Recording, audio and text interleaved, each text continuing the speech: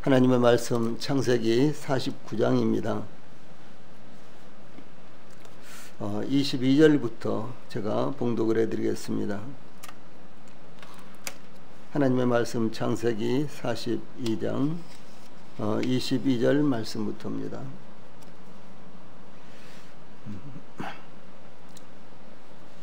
창세기 49장 22절부터 26절까지가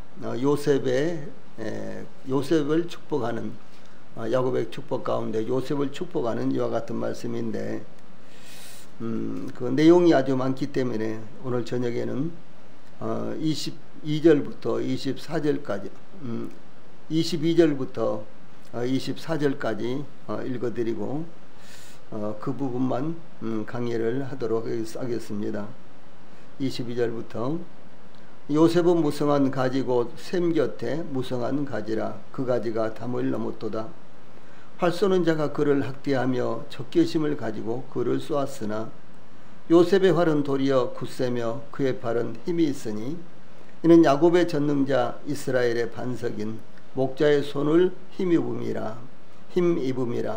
아멘. 창세기 49장 22절로 24절 말씀을 통해서 오늘 저녁에는 무성한 가지 요셉, 이런 주제로 말씀을 전해드리겠습니다. 야곱은 그의 12 아들들을 차례로 축복하였는데 이제 11번째로 요셉과 12번째인 베냐민을 축복할 차례였습니다. 야곱은 그 중에서 먼저 요셉을 축복하였는데 요셉과 베냐민은 야곱에게 눈물겨운 아들들이었습니다. 요셉과 베냐민은 야곱이 네 아내들 중에 가장 사랑했던 라헬의 소송이었는데 야곱은 그의 형 에서를 피해 하란의 애삼촌 댁에 이르렀을 때에 처음 만나 사랑했던 여인이었습니다. 또한 라헬을 사랑했던 것이 애삼촌 댁에서 20년이라는 세월을 보내게 되는 계기가 되었으며 라헬의 질투로 인해 네 아내를 두게 되었으며 하나님께서 야곱에게 12이라는 아들들을 주셨던 것입니다. 특히 라헬이 요셉과 베냐민을 낳은 것은 12아들들 중에 가장 마지막에 낳게 된 아들들이었으며 또한 라헬은 베냐민을 낳다가 에브랏길에서 그 산고로 인해 죽음을 당하였습니다. 그러므로 베냐민은 눈물의 아들, 슬픔의 아들이었던 것입니다. 이와 같이 요셉과 베냐민은 야곱이 가장 사랑하는 아들들이었으며 더군다나 요셉은 야곱의 온 가족을 기근 가운데서 구원한 아들이었으며 야곱의 가족들이 애굽으로 이주하여 안전한 지역인 고센에서 번성하며 살아갈 수 있는 계기가 되었던 아들이었습니다. 그러므로 야곱이 그의 12아들들을 차례로 축복하면서 요셉과 베냐민에 이르렀을 때 더욱 감회가 새로웠으며 그가 할 수 있는 모든 것으로 축복하고 싶었을 것입니다. 그러므로 요셉은 넘치는 축복을 받은 아들이었습니다. 제일 먼저 22절은 장자의 복이 나타나고 있습니다. 야곱이 요셉을 축복할 때 첫 마디는 요셉은 무성한 가지 곧 샘 곁에 무성한 가지라. 그 가지가 담을 넘었도다 라고 요셉의 후손들이 번창할 것을 축복했는데 이건 장자의 복이었습니다. 사실 장자는 루벤이었지만 그러나 루벤은 장자의 자격을 잃어버렸습니다.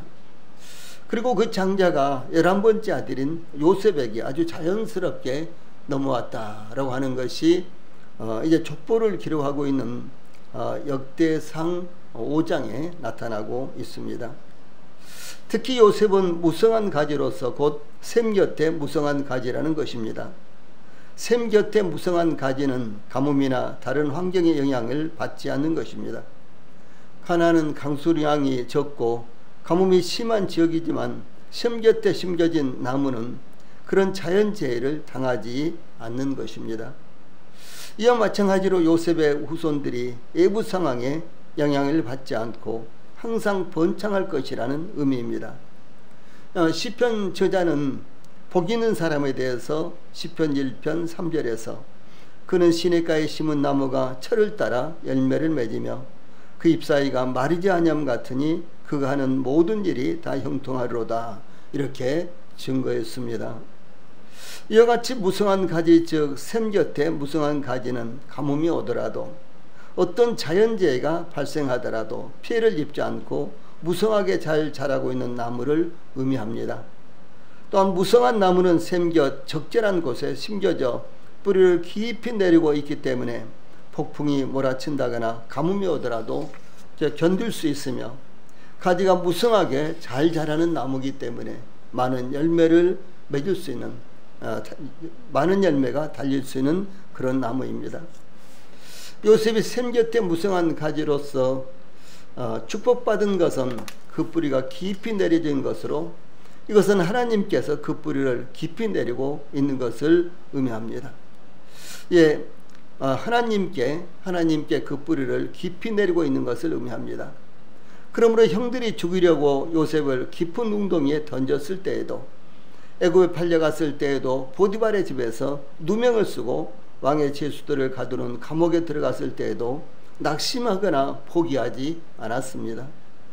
요셉이 몇 번이고 죽을 고비를 겪으면서도 무성한 가지처럼 형통했던 것은 믿음의 뿌리를 하나님께 깊이 내리고 있었기 때문이었습니다. 또한 샘 곁에 무성한 가지는 시냇가에 심은 나무가 시내로부터 필요한 수분을 계속해서 섭취할 수 있듯이 샘으로부터 끊임없이 필요한 수분을 섭취할 수 있기 때문에 무성한 가지가 된 것입니다. 시편 제자는 복 있는 사람은 시편 1편 2절에서 오직 여호와의 율법을 즐거워하여 그의 율법을 주야로 묵상하는도다 이렇게 증거했습니다. 음식을 먹지 않으면 굶주리고 성장할 수 없듯이 하나님의 말씀을 섭취하지 않으면 영적으로 굶주리고 성장할 수가 없는 것입니다. 그러므로 영적으로 성장하기 위해서는 규칙적이고도 지속적으로 하나님의 말씀을 읽고 듣고 묵상함으로 하나님의 말씀이 풍성할 때 영적으로 성장하는 것입니다. 요셉에 대한 야곱의 축복은 요셉의 12아들들을 통해서 요셉의 두 아들들을 통해서 성취되었습니다. 요셉의 두 아들 므낫세와 에브라임은 야곱의 아들들로 받아들여져서 각각 하나의 지파로 인정받았습니다. 요셉은 아버지 야곱이 병들었다는 소식을 듣고 그의 두 아들 므낫세와 에브라임을 데리고 아버지를 찾아갔습니다. 그때 야곱은 창세기 48장 5절로 6절에 보면은 내가 애굽으로 와서 내게 이르기 전에 애굽에서 내가 낳은 두 아들 에브라임과 므낫세는 내 것이라. 루벤과 시몬처럼 내 것이 될 것이요 이들 후에 내 소생은 내 것이 될 것이며 그들의 유산은 그들의 형의 이름으로 함께 받으리라 라고 유언을 했습니다. 에브라임과 므낫세는 루벤과 시몬처럼 야곱의 아들들이 될 것이며 요셉이 에브라임과 므낫세 후에 낳은 아들들은 독립된 지파를 형성하지 못하고 에브라임과 므낫세 지파에 속하게 될 것이라는 그런 의미가 있는 것입니다. 그러므로 요셉은 에브라임과 므낫세 두 지파가 될 것이라고 유언한 것입니다.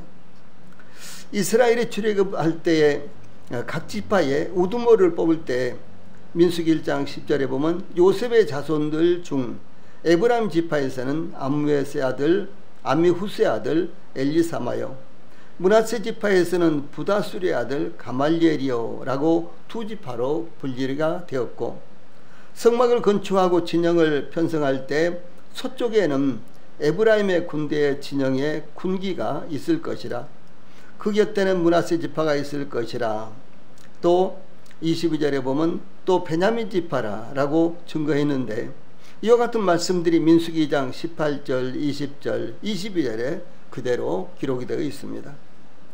에브라임 군대의 진영에 속한 지파는 에브라임을 비롯하여 므낫세와 베냐민 지파가 소속되었으며, 이들 세 지파는 성막의 서쪽에 진영을 형성했는데, 여기서 중요한 것이 에브라임과 므낫세가 각각 이스라엘의 지파로서 이 독립적인 지파가 되었다라고 하는 것을 말하는 것입니다.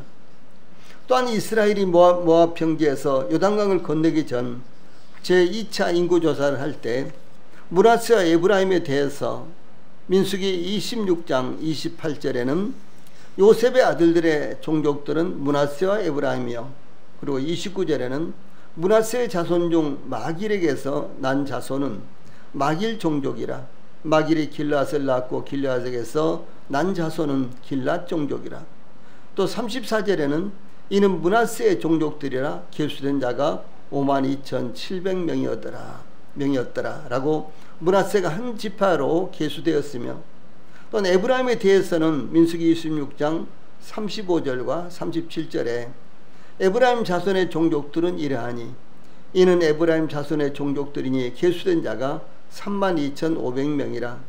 이상은 그 종족을 따른 요셉 자손이더라 라고 에브라임도 한 지파로 계수된 것을 증거하고 있습니다.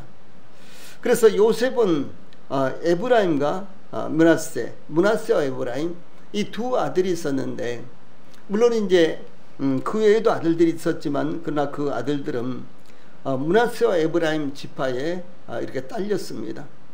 그러나 에브라임과 므낫세와 에브라임은 각각 독립된 지파를 형성하고 있었다라고 하는 것이죠. 그래서 요셉 지파는 두 지파로 분리가 됐다라고 하는 것입니다.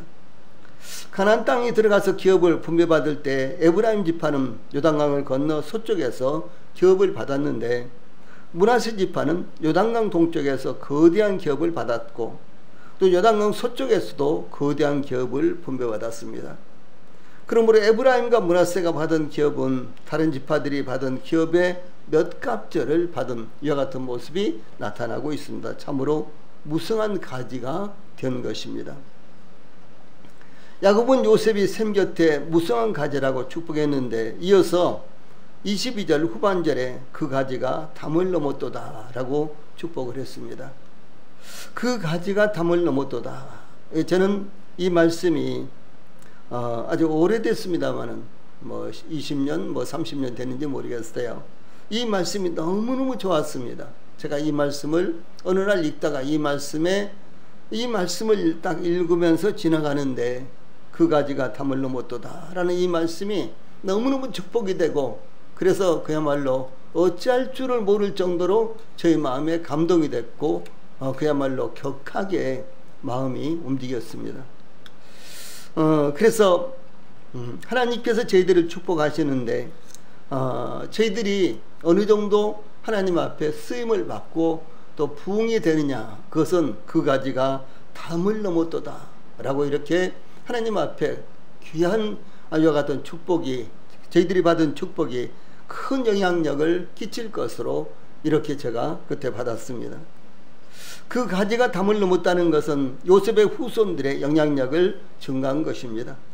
요셉은 가나안과 애굽에 임한 가뭄에서 아버지의 집을 구원하였을 뿐만 아니라 애굽의 모든 백성들을 구원하였습니다. 뿐만 아니라 그 후에도 요셉의 후손들의 영향력은 모든 이스라엘 백성들에게 계속해서 지도적인 위치에 있게 될 것임을 의미합니다.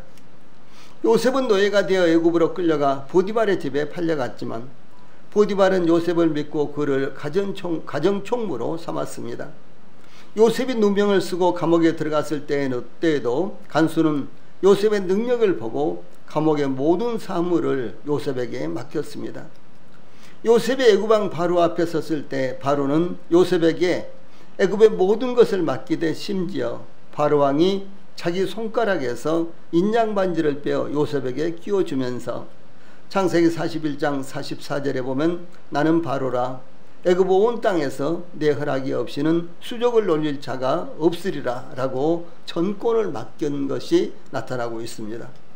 요셉이라는 무성한 가지는 애굽에서뿐만 아니라 각국의 모든 백성들에게까지 큰 영향을 주었습니다. 요셉이 애굽의 총리가 되기까지의 특징은 하나님께서 함께 하셨다라고 하는 것입니다. 요셉이 노예로 끌려와 보디발의 집에 팔려왔을 때 창세기 39장 2절 3절에 보면 여호와께서 요셉과 함께 하심으로 그가 형통한 자가 되어 그의 주인 애굽 사람의 집에 있으니 그의 주인이 여호와께서 그와 함께 하심을 보며 또 여호와께서 그의 범사에 형통하게 하심을 보았더라 라는 말씀에서 여호와께서 요셉과 함께 하심으로 이 말씀이 두 번이나 연거푸서 나옵니다. 그래서 요셉이 형통한 자가 되었다라고 하는 것입니다. 또한 요셉이 왕의 죄수들을 가두는 감옥에 갇혔을 때 창세기 39장 21절로 23절에도 여호와께서 요셉과 함께 하시고 그에게 인자를 더하사 간수장에게 은혜를 받게 하시매 간수장이 옥중 죄수를 다 요셉의 손에 맡김으로 그 재반 사물을 요셉이 처리하고 간수장은 그의 손에 맡긴 것을 무엇이든지 살펴보지 아니하였으니 이는 여호와께서 요셉과 함께 하심이라 여호와께서 그를 범사에 형통하게 하셨더라 라고 증거하고 있습니다. 여기에서도 동일하게 이제 하나님께서 여호와께서 요셉과 함께 하셨다라고 하는 말씀이 두 번이나 연속적으로 나오고 있습니다. 그 결과는 바로 요셉이 형통하게 했다라고 하는 사실입니다.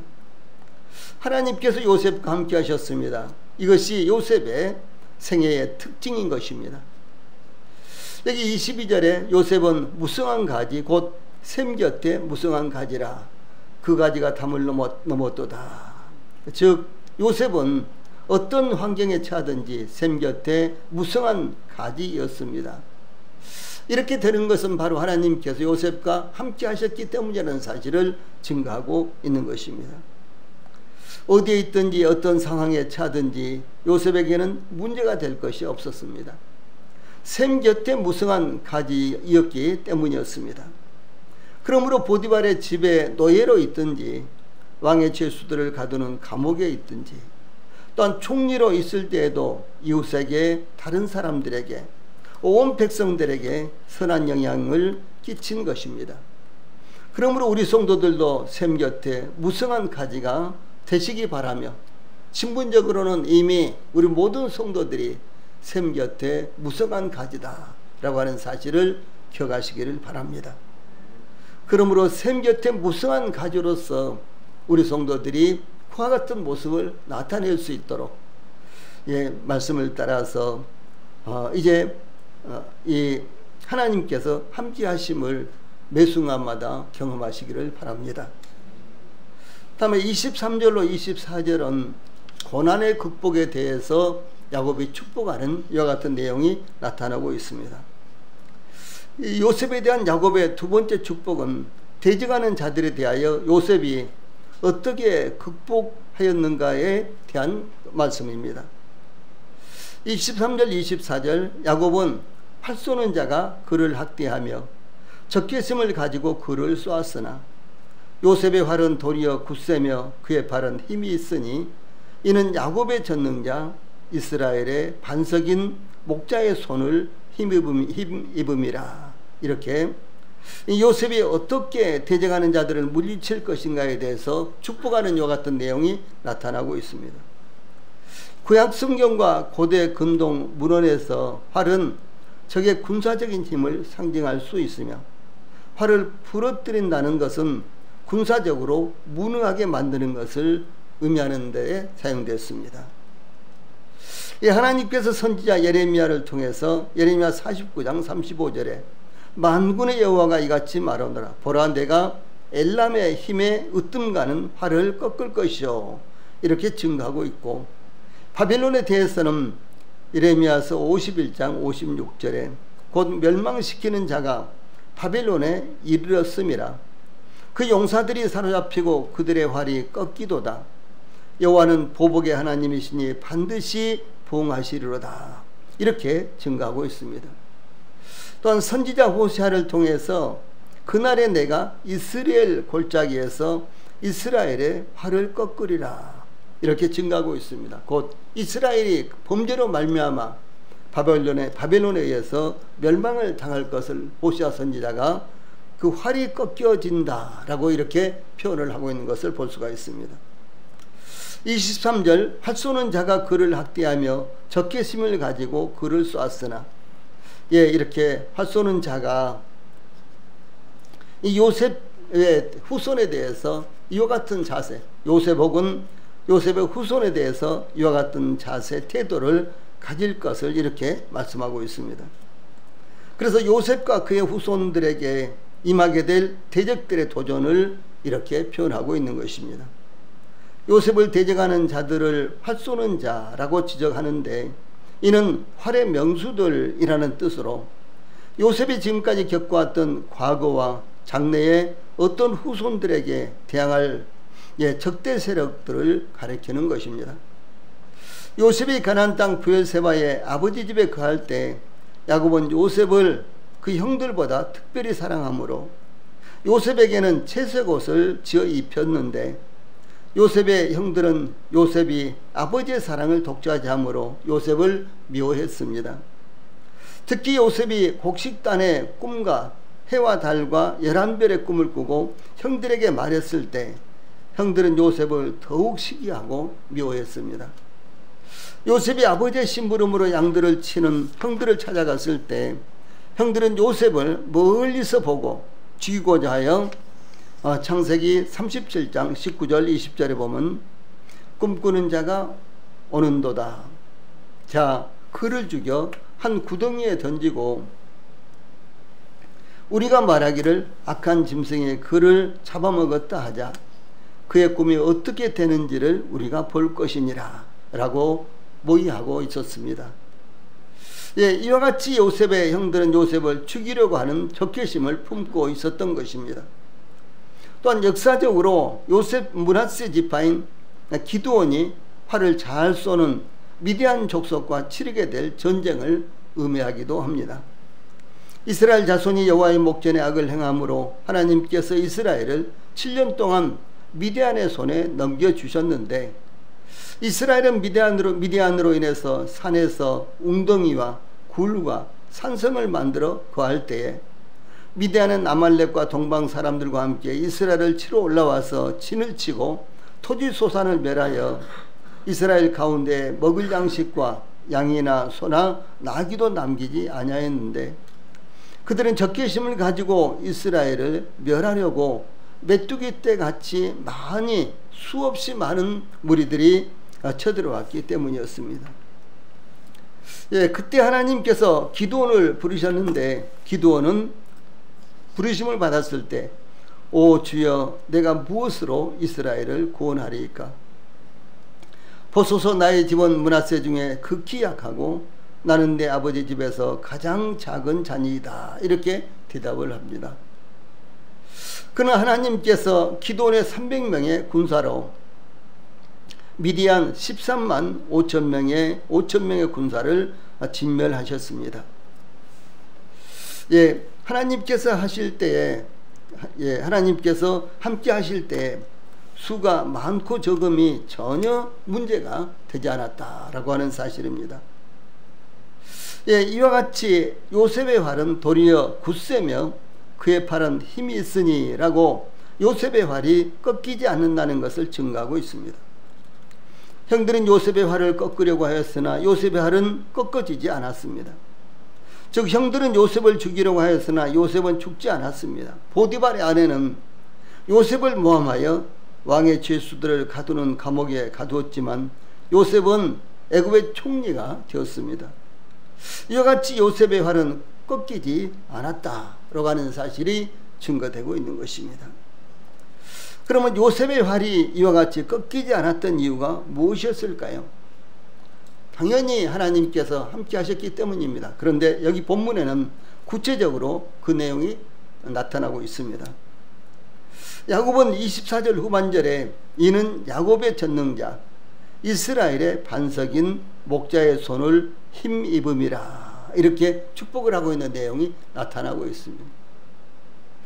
이는 야곱의 전능자 이스라엘의 반석인 목자의 손을 힘입었기 때문에 절대로 요셉의 활을 그 누구도 꺾을 수가 없었다라고 하는 사실을 증거하고 있습니다. 개역 한글은 야곱의 전능자의 손을 힘입음이라 그로부터 이스라엘의 반석인 목자가 나는도다라고 좀 다르게 번역이 됐는데, 아마 성경에서 이렇게 개역 한글과 개역 개정이 아주 다르게 번역된 곳은 아마 여기가 유일하다고 생각이 들어요. 이 정도로 아주 다르게 이제 번역이 됐습니다. 그런데 이 본문이 어떻게 번역이 되든지 간에 중요한 핵심은 요셉의 팔이 꺾이지 않고 도리어 굳세며 그 팔이 힘이 있는 것은 야곱의 전능자요 이스라엘의 반석인 목자의 손을 힘입었기 때문이다 라고 하는 사실이 중요한 것입니다. 여기에서 야곱의 전능자와 이스라엘의 반석은 같은 의미로서 같은 대상인 목자이신 하나님을 의미하는 것입니다. 이 야곱의 전능자라는 말이 성경에 여기 본문을 비롯해서 모두 다 5번 나옵니다. 시편 132편 2절 5절, 이사야서 49장 26절, 60장 16절 이렇게 5번 나타나는데 하나님을 전능하신 하나님 엘사다이죠. 전능하신 하나님으로 묘사한 표현으로서 여기 야곱의 전능자 이 말씀은요 하나님을 전능하신 하나님 엘샤다이라고 이렇게 표현한 것입니다. 하나님께서 그의 능력으로 족장 야곱을 그 많은 환난에서 구원하셨듯이 장차 요셉의 후손들을 대적들의 모든 핍박과 잔인한 공격에서 구원하실 것을 의미하는 말씀입니다. 야곱이 형 에서를 피해 하란으로 떠날 때 이삭은 야곱을 이렇게 축복합니다. 창세기 28장 3절로 4절에서 전능하신 하나님이 내게 복을 주시어 내가 생육하고 번성하게 하여 내가 여러 족속을 이루게 하시고 아브라함에게 허락하신 복을 내게 주시되 너와 함께 내 자손에게도 주사 하나님이 아브라함에게 주신 땅 곧 내가 거류하는 땅을 내가 차지하게 하시기를 원하노라 라고 야곱을 이렇게 축복합니다. 이 축복의 제일 첫 마디가 전능하신 하나님이 라고 하는 것이며 참 놀라운 말씀입니다. 하나님은 전능하십니다. 이 전능하신 하나님이 저희들과 함께 하십니다. 전능하신 하나님이 저희들을 구원하셨습니다. 전능하신 하나님이 저희들에게 약속하셨어요. 전능하신 하나님의 그 약속은 틀림없이 이루어지는 것입니다. 저희들의 약속은 어떻습니까? 여러 가지 자연적인 환경이라든가 또 여러 가지 사고라든가 또 마음이 바뀐다든가 그러면은 그 약속을 저희들은 지킬 수가 없습니다. 이룰 수가 없습니다. 예, 그런데 하나님은 그 모든 것들을 초월하신 분이시기 때문에 하나님께서 약속하신 것은 반드시 이루어지는 것입니다. 이것이 바로 전능하신 하나님이라는 이 같은 하나님의 호칭에 대한 의미가 된다라고 하는 사실입니다. 또 선지자 이사야는 이사야서 1장 24절에서 주 만군의 여호와 이스라엘의 전능자 이렇게 표현을 했습니다. 이스라엘의 전능자 앞에요 주 만군의 여호와라는 이와 같은 호칭을 이제 더 수식을 했어요. 이것은 모든 군대의 사령관이 되시는, 그래서 만군의 여호와, 이 말씀은요 모든 군대의 사령관이 되시는 하나님을 의미하는 것입니다. 여호와 하나님은 모든 군대의 사령관이시다, 이와 같은 의미예요. 그래서 모든 군대의 사령관이 되시는 여호와께서 이스라엘의 전능하신 하나님이 되신다라고 하는 의미입니다. 예, 저희들의 하나님은 만군의 여호와이십니다. 그래서 저희들이 만군의 여호와 혹은 전능하신 하나님, 예, 이런 이제 표현을 사용할 때 그 의미가 얼마나 중요한가, 예, 그 의미에 얼마나 놀라운 의미가 담겨져 있는가라는 사실을요 저희들이 기억하면서 이런 호칭을 기도할 때나 혹은 또 교제할 때 혹은 저희들이 하나님을 전할 때 사용하신다면 더 큰 의미가 될 것입니다. 또한 24절 마지막 부분에 이스라엘의 반석인 목자의 손, 이스라엘의 반석인 목자의 손, 여기 이런 말씀이 나옵니다. 예, 먼저 하나님을 이스라엘의 반석이라고 묘사한 것은, 예, 이사야서 30장 29절에서요 하나님을 이스라엘의 반석이라고 이렇게 표현하고 있습니다. 예, 이렇게 표현한 것은 하나님은 반석과 같이 안전한 보호자가 되신다는 것을 의미합니다.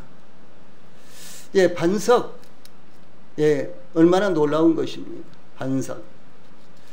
무랑 계곡인가? 거기 갔을 때 그 골짜기가 그냥 엄청나게 큰 하나의 바위로 다 되어 있더라고요.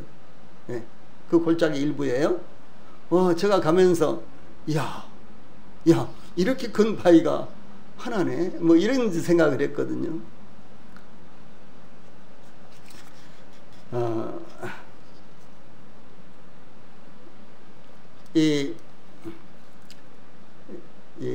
미국에 가니까 지금 저희 누님이 살고 계신 그곳에 가니까요,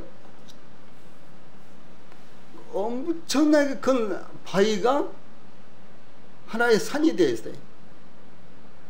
근데 바위가 하나, 그러니까 바위가 하나예요. 아니라. 예. 근데 이제 거기를 엘리베이터를 타고도 이 케이블카를 타고도 올라가게 해놨고 걸어서도 올라가게 이렇게 해놨는데, 그 바위가 얼마나 큰지 그 앞에서 그냥 딱 질려버리는 거예요. 예. 그렇게 바위가 크더라고요. 물론 인수봉 같은 바위도 얼마나 큽니까? 그런데 비교도 안 될 정도로 그야말로 몇 배나 더 큰 그런 바위 하나가 그렇게 산 하나를 이루고 있더라고요. 그리고 그 위에 올라가 보니까 아주 얼마나 넓은지 아주 큰 막 운동장만큼 그렇게 넓게 돼 있어요. 아마 이런 이제 그 바위들을 아마 반석이라고 이렇게 할 수 있지 않겠는가 싶습니다. 물론 뭐 좀 작은 것도 반석이라고 부를 수 있는 것들이 많이 있겠죠. 그런데 이렇게 반석이라는 것은 안전한 보호자가 되는 것. 예, 절대로 무너지지 않고 절대로 움직일 수 없는 이와 같은 것, 바로 그런 의미가 담겨져 있습니다. 예, 다윗은 그의 마지막 말에서 사무엘하 23장이 다윗의 마지막 말입니다. 거기 보면 다윗이 유언을 하고 혹은 또 다윗이 찬양을 하고 이런 내용이 담겨져 있는데, 거기 보면은 사무엘하 23장 3절 특별히 이스라엘의 하나님이 말씀하시며 이스라엘의 반석이 내게 이르시기를, 이렇게 하면서요 하나님의 말씀으로 마지막 말을 씀을 전합니다. 여기에 이스라엘의 하나님이 말씀하시며 이스라엘의 반석이 내게 이르시기를, 이 말씀에서 이스라엘의 하나님이 곧 이스라엘의 반석, 그래서 이스라엘 하나님과 이스라엘의 반석이 동일한 하나님의 것을 의미를 하는 것입니다. 예, 그래서 이스라엘의 반석이 목자의 손, 그것은 바로 하나님을 가리킨다라고 하는 사실이죠. 예, 이것은 다시 말해서 하나님을 반석이라고 이렇게 표현한 것은 하나님의 불변성을 강조한 표현으로, 하나님은 마치 거대한 반석 혹은 바위 덩어리 같이 영구적으로 변하지 않으시는 분으로서 하나님은 자신을 의뢰하는 모든 자들에게 안전한 피난처가 되시며 견고한 요새가 되신다는 것을 의미를 하는 것입니다.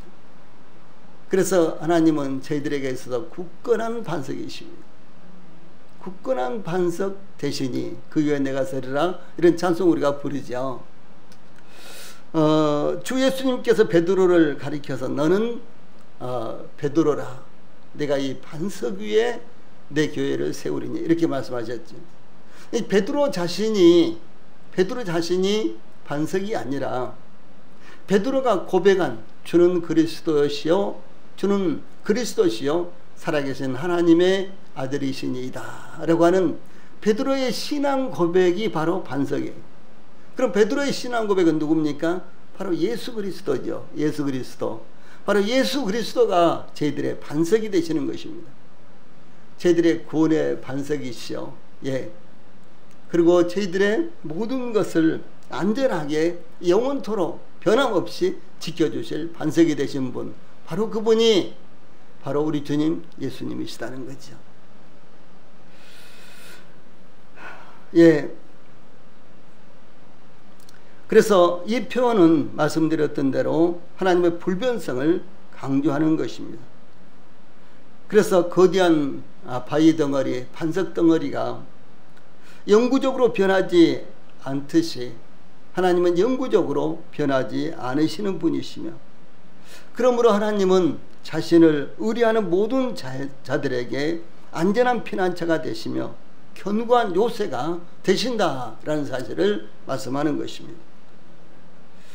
그러므로 24절 마지막 부분에 이스라엘의 반석인 목자의 손, 그래서 이스라엘의 반석이신 하나님은 이스라엘의 목자로서 그 손으로 요셉과 그 후손들을 안전하게 지켜주실 것이다 라고 하는 것을 의미합니다. 그 반석이신 하나님이 저희들의 목자이십니다. 그리고 그 손으로 저희들을 인도하시고 저희들을 지켜주신다라는 사실을 말씀하고 있는 것입니다. 이와 같이 우리 하나님은 전능하신 하나님이십니다. 또한 하나님은 반석이시며 우리의 목자이십니다. 그러므로 전능하시며 반석이시며 목자이신 하나님께서 그 손으로 요셉과 그 후손들을 지켜주심과 같이 우리 교회를, 우리 성도들을, 저희들을 지켜주시고 인도하실 것입니다. 그러므로 우리 성도들이 금년 한 해뿐만 아니라 우리 성도들의 생애 가운데 이는 야곱의 전능자 이스라엘의 반석인 목자의 손을 힘입음이라 라는 말씀을 굳건하게 붙들고 의지하시기를 바랍니다. 한번 따라해 보세요. 이는 야곱의 전능자 이스라엘의 반석인 목자의 손을 힘입음이라. 이 말씀을 마음에 굳건하게 새기고 이 말씀 붙드시고 믿음 가운데 승리하시는 우리 성도들 되시기를 바랍니다. 기도하시겠습니다.